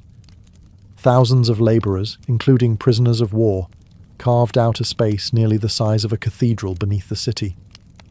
The result was an underground reservoir measuring 138 by 64 metres, supported by 336 columns, many of them reused, or spolia, taken from older Roman and Greek temples. Reusing columns wasn't just economical, it was symbolic. Justinian was literally building a new empire on the ruins of the old. Doric, Ionic, and Corinthian capitals sit side by side, reminders that Rome's grandeur had been inherited, reshaped, and submerged beneath Constantinople. The engineering was astonishing. Vaulted ceilings distributed weight evenly. Brick walls were waterproofed with thick layers of mortar. Arched supports prevented collapse. And most importantly, the cistern was fed by the Varlans and Hadrian aqueducts, some stretching over 19 kilometres from the Belgrade forest. This ensured the cistern could store vast reserves, ready for drought, fire, or siege. But the true brilliance of the cistern is its invisibility. It did not boast. It hid. The public never saw it. There were no triumphal arches or gilded mosaics. Just quiet, dark utility, a subterranean heartbeat beneath the city's grandeur. And yet, for all its silence, it was a lifeline. An emperor's answer to chaos and collapse. It whispered one message through every brick, that Rome still lived, just deeper underground. Step inside the Basilica Cistern and you don't feel like you've entered a reservoir. You feel like you've stumbled into a forgotten temple. A forest of stone rises around you. 336 marble columns arranged in perfect rows, their reflections shimmering across black water. The silence is only broken by the occasional drip from the ceiling, echoing like the breath of the past. These columns aren't uniform. That's part of what makes them so haunting. Some are smooth, others fluted. Their capitals range from Ionic scrolls to Corinthian leaves, and a few seem entirely improvised. That's because many of these columns were spolia, architectural or sculptural pieces recycled from earlier Roman and Greek ruins. It's a mosaic of empires within one structure, as if the gods of old temples had been exiled to this damp underworld. Most columns stand around 9 meters tall, supporting brick arches that make the entire chamber feel like a submerged cathedral. The marble, soaked in centuries of moisture, glows faintly under the cistern's dim lighting, yellow, grey, and pink tones flickering across the stone like candlelight trapped in water. Among these pillars, 2 stand out for their eerie artistry: the Tyr column and the Medusa columns. The Tyr column, also called the Weeping column, is covered in swirling engravings resembling peacock eyes or teardrops. Some believe it was carved to honour the slaves who died during the cistern's construction. Legend says that if the column drips on you, it brings good luck. a somber myth for a place already heavy with memory. The placement of the columns, 12 rows of 28, wasn't random. Their arrangement created symmetry and balance, a Byzantine obsession rooted in both Roman engineering and Christian cosmology. Even in a structure few were meant to see, aesthetic order mattered. The Byzantines understood that beauty and function were never separate. Over the centuries, algae and mineral buildup have softened the lines of the columns. Roots once crept through cracks in the ceiling. Bats nested in the arches. Time, like water, wore everything smooth. Today, walking between these columns feels like drifting through a dream, as if the world above has forgotten something sacred that continues to wait in the dark. In the far northwest corner of the basilica cistern, tucked beneath two marble columns, lie the most enigmatic relics of the entire structure, two massive stone Medusa heads. One is laid sideways, the other rests upside down. No inscriptions, no explanations. Just two ancient faces staring out from under the water, as if waiting for someone to ask the right question. Where did they come from? No one knows for certain. Scholars believe the heads were likely taken from a Roman temple or public building, and reused here as column bases during construction in the 6th century. They are masterpieces of Roman stonework, detailed, expressive, and disturbingly lifelike. And yet, here they sit, submerged in silence, repurposed into structural filler. It's as if the serpent-haired Gorgon had been exiled into the damp to hold up the weight of the empire she once defied. The fact that one head is sideways and the other upside down has puzzled historians for centuries. Some say it was purely practical, a way to make the blocks fit beneath the columns. But the Byzantines were too careful, too symbolic, for that to be the only reason. More compelling theories suggest the positioning was intentional, to neutralize Medusa's power, a way of defanging the myth, rendering her petrifying gaze harmless underground. Others whisper of deeper symbolism. Medusa was, after all, a symbol of rebellion, of the monstrous feminine, of power feared and punished. To place her beneath the feet of the empire, literally, may have been a quiet political message, a sculptural act of domination. Or perhaps the opposite, a secret rebellion carved into stone, hidden away in the underworld of Constantinople. In Greek mythology, Medusa's head was used by Perseus as a weapon, even after her death. Her image became apotropaic, meant to ward off evil. She appeared on shields, coins, and doorways. Could her presence here have been protective? Was she placed in the cistern not to punish, but to safeguard the sacred water below the city? Visitors today still pause in front of the Medusas, hushed. The air seems heavier near them. Whether you believe in myths or not, their presence is undeniable. You don't just look at Medusa in the basilica cistern. You feel her watching you back. In ancient Constantinople, water meant survival. The city was famed for its towering walls, its gold-covered churches, its imperial courts, but without water, it was nothing more than a gilded coffin. The basilica cistern wasn't just a marvel of architecture, it was a military asset. Hidden beneath the city's foundations, it served as a silent lifeline during times of siege, drought, and disaster. The Byzantine capital was under constant threat. Surrounded by enemies for centuries, Persians, Arabs, Bulgars, Crusaders, the city endured countless sieges. One of the most devastating was the Arab siege of 718 CE, where food and water supplies were stretched thin for over a year. While aqueducts could be cut or poisoned, the cisterns, sealed underground and stocked in advance, ensured that Constantinople did not fall. The basilica cistern, with its massive capacity, helped sustain the palace and nearby districts through these long, desperate days. Its water was channeled in from the Belgrade forest, located over 19 kilometers away. A system of elevated aqueducts, most notably the Valens aqueduct, delivered water to the city, which was then stored in open-air cisterns and covered structures like this one. The basilica cistern stood out because it was both covered and underground. protected from heat, sunlight, and contamination. In an era when cities could die of thirst, that was revolutionary. But water was more than just tactical. It was symbolic. In Byzantine theology and imperial iconography, water represented life, rebirth, and divine favor. To control it, especially during a siege, was to show that God still smiled upon the city. This is why so many of Constantinople's cisterns were not only functional, but beautifully constructed. The basilica, with its forest of columns and eerie grandeur, was a quiet cathedral to resilience.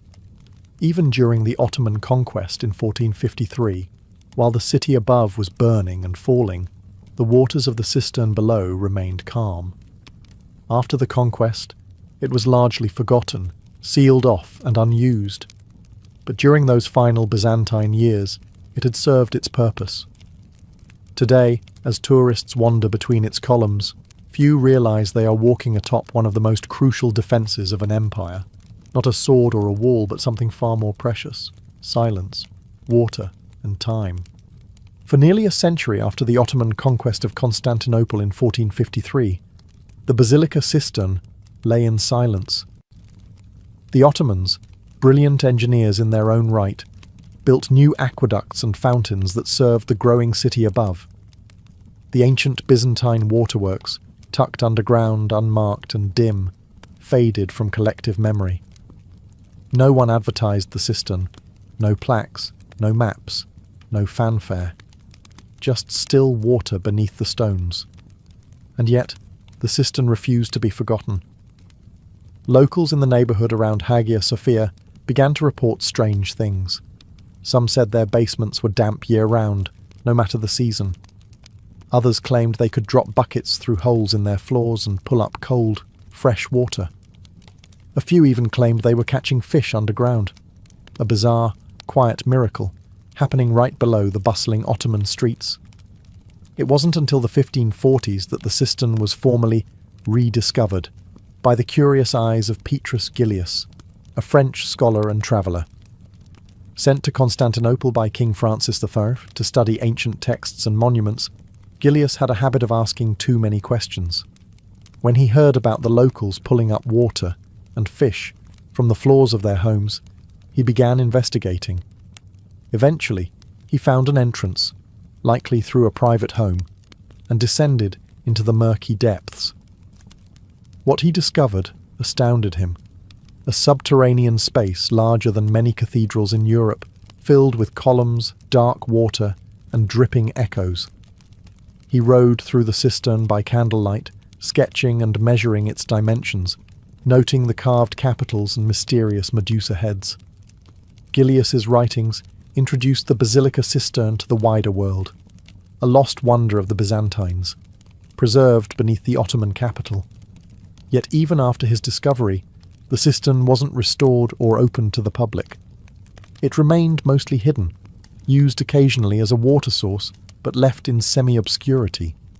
The Ottoman Empire had its own monumental projects to focus on. This one was a relic. Beautiful, yes, but buried in the past. It would take centuries more before the cistern was drained, cleaned, and opened as a historical monument. But thanks to a curious French scholar and a few rumour-spreading locals, the silent cistern stirred once more, no longer forgotten, but waiting to rise from the depths. Today, when visitors descend the dim stairway near Istanbul's Hagia Sophia and step into the basilica cistern, they don't just encounter a historical ruin, they enter a living monument. It's a space where architecture, atmosphere, and memory blur together. Lit by amber lights and filled with the soft sound of dripping water, the cistern feels more like a sacred ritual than a tourist stop. It wasn't always this way. When Turkish authorities decided to restore and reopen the basilica cistern in the late 20th century, they found a flooded ruin filled with centuries of mud, algae, and decay. The columns were stained, the floor invisible beneath water and sediment, but the bones were still solid. The structure had survived earthquakes, fires, wars, and abandonment, all while holding its ceiling high. After extensive cleaning and restoration, walkways were installed just above the water level. Lighting was carefully chosen to highlight the graceful curves of the columns and reflect them in the dark water below. The result? An atmosphere that feels more like an underground cathedral than a reservoir. It's no coincidence that some call it the sunken palace. And in the silence you hear it, the echo. Every footstep, every whisper, every drop of water reverberates through the stone like a chant from another world. It's haunting, beautiful, timeless. It's no wonder that filmmakers and artists have flocked to the space. The Basilica Cistern has appeared in films like From Russia with Love and Inferno, and in countless documentaries and music videos. It's not just a historical site, it's a stage. Visitors are often caught off guard by how emotional the space feels. Children lower their voices. Tourists slow their pace. Even the most distracted traveller stops to stare at the Medusa heads, half submerged and brooding in the shadows. There's something magnetic about this place. It doesn't ask for reverence. It quietly demands it. In recent years, the Cistern has also hosted art installations, concerts and exhibitions. Modern light shows play with the reflections on the water, turning the chamber into a pool of colour and sound. It is, paradoxically, more alive now than ever.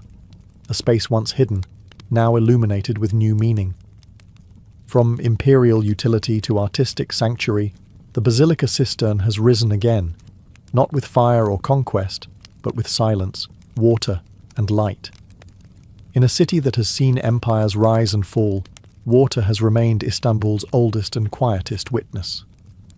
The Basilica Cistern, more than just a storage vault, holds centuries of symbolism, not only as a resource but as a spiritual and philosophical presence. The Byzantines, and later the Ottomans, understood that water was never just about hydration. It was about purification, power, and the thin veil between worlds. Water in the cistern moves slowly. It does not rush, and it does not speak. It ripples and reflects.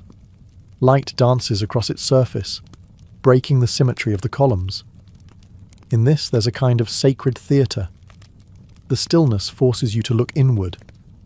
Like a mirror, the cistern reflects not just light, but history, identity, and myth.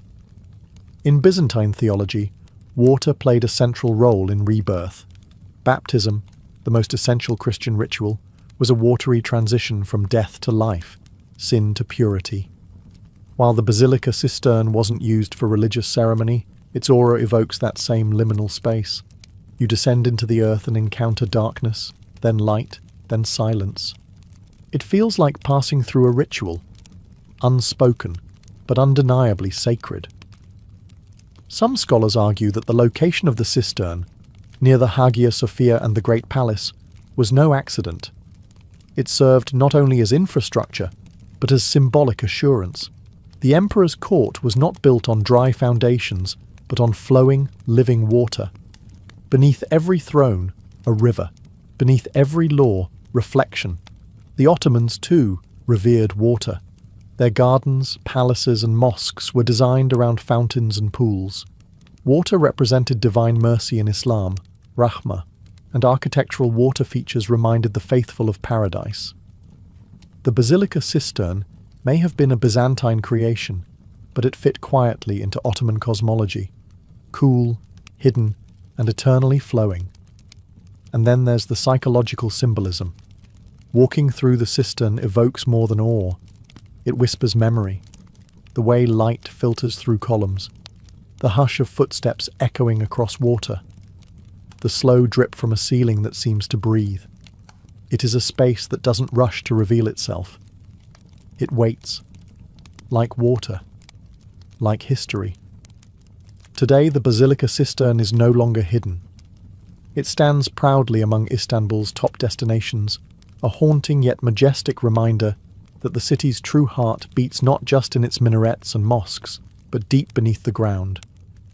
Millions descend its steps every year, not just to learn about ancient hydraulics, but to feel the weight of time pressing gently from the walls. In a city bursting with noise and movement, the cistern is one of the few places where silence dominates. Tourists instinctively whisper. Even the click of a camera shutter seems too loud. And yet, there's life here. Not just in the steady flow of visitors, but in the subtle shifts of light, the quiet splashes, and the performances that occasionally bring this space roaring back to life. Over the last 2 decades, the Cistern has hosted art exhibits, laser shows, classical music concerts, and sound installations that merge past and present. Artists and architects treat it as a canvas, a sacred space where history is not locked in glass but is part of the atmosphere. You don't observe the Basilica Cistern from a distance. You walk through it. You breathe it in. Restoration efforts have been delicate but vital. The columns have been cleaned, structural supports reinforced, and walkways improved to allow better access. At the same time, care has been taken not to strip away the very things that make it otherworldly. The soft lighting, the cool air, the low hum of dripping water. It remains an engineering marvel, yes, but also a reminder that infrastructure can be beautiful, even mystical. While the modern world debates utility versus aesthetics, the Byzantines created a water tank as elegant as a cathedral. That contradiction still stuns visitors today. Above ground, Istanbul pulses with new energy. Modern trams glide past ancient sites, and street vendors sell roasted chestnuts beside Roman ruins. Yet directly below it all lies the Basilica Cistern, unmoved, unbothered, eternal. It holds the stories of emperors, architects, invaders, and dreamers, all now echoes in the damp stone. In the Basilica Cistern, time doesn't feel linear. It loops like water circling in a basin. Past and present meet in silence, and for a moment, you're not just in Istanbul. You're in Byzantium, in Constantinople, in a shadow world that never really left.